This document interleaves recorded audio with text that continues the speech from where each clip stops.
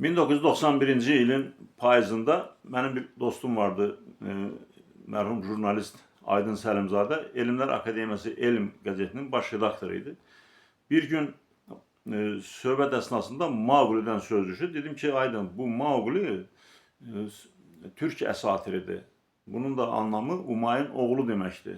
Yəni o uşaq kəndə gəlib, kəndin ən girişindəki evdə bir ailə tərəfindən tapıldığı zaman orada təsvir edilir ki, ayın işığının süzüldüyü bir yerdə bir uşaq dayanmışdı və onu ailə aldı və onun adını Maugli qoydular. Əslində o Umay oğlu deməkdir. Umay da Türk tanrıçasının adıdır və oğul da bizim dilimizdə bir ailənin evladıdır.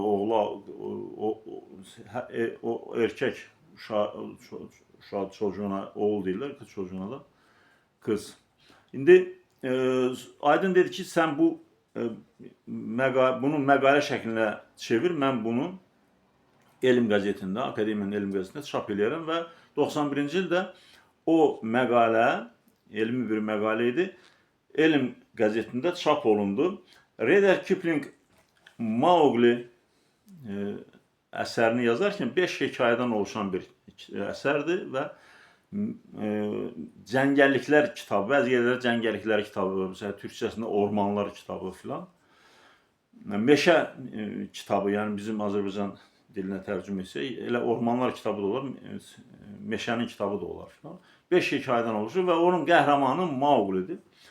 Maugli dediyim kimi onu ay işığında tapırlar və onu tapan ailə onu öz oğluna bənzədir. Sanır ki, oğlu uzun müddət itmişdi, yəqin o da geri gəldi və ona ay oğlu deyirlər, Mah oğlu, Umay oğlu.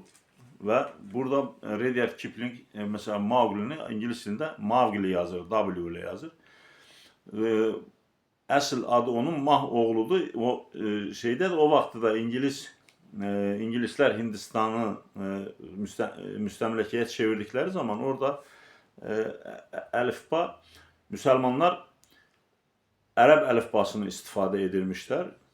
Türklər, Puştilər filanlar, orada yaşayan müsəlmanlar.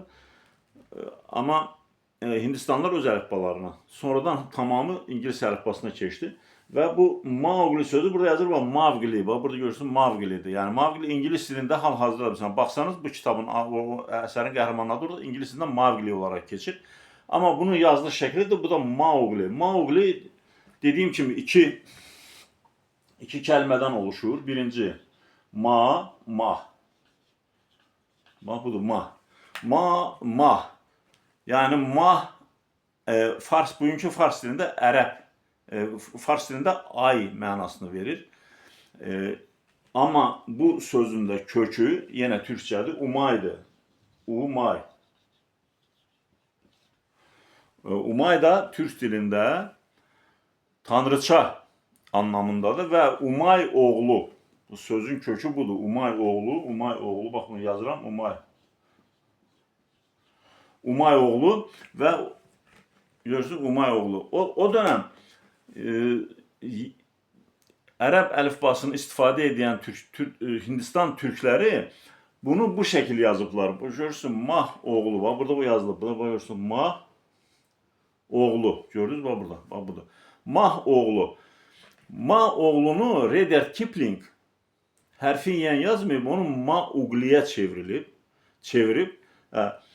Bu Maugli sözündəki o mahı bildik. Umayın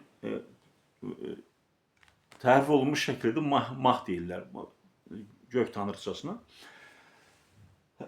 Oğlu sözü də öz bizim türkçə bir kəlmədir. Və indi də elə hər yerdə, bütün türklərin yaşadığı hər yerdə oğlu sözü işlənir.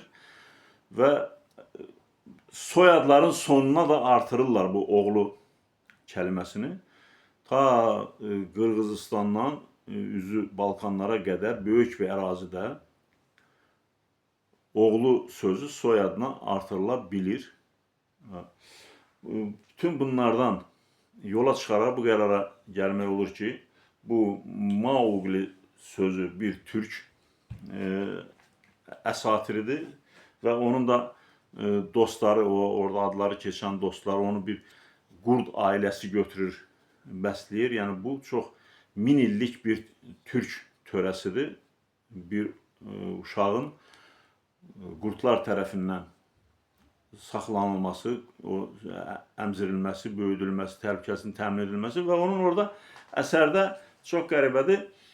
Dostlarının da adları baxırsan, sən ayı var, ayının adı Baludur. Buna Balu deyirlər. Yəni səbəbini də bal, ceviz və s. ilə bəslənməyi sevdiyi üçün, həm də tənbəl olduğu üçün ona Balu deyirlər. Yəni ancaq yeyib yatmağı, bal yeyib yatmağı sevən bir canlı olduğu üçün o Balu deyirlər. Məsələn,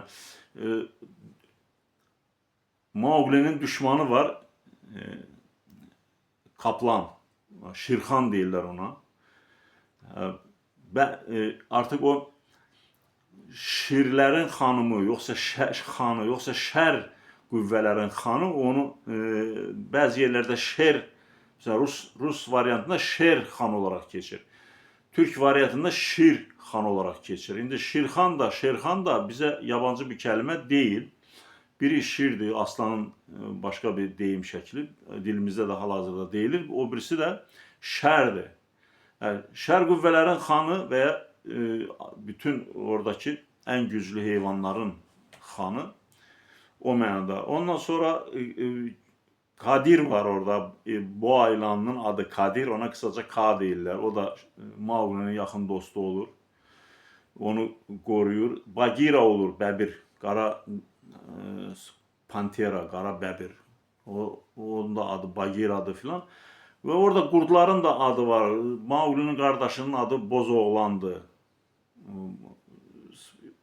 Türk əsatirləri ilə həmahəng səsləşən çox orada detallar var. Mən sadəcə bir neçəsini anlattım və təkrar edirəm ki, Mauqli sözü Umayın oğlu deməkdir. Ay işığında tapılan bir uşaq olduğu üçün Umayın oğlu deyiblər.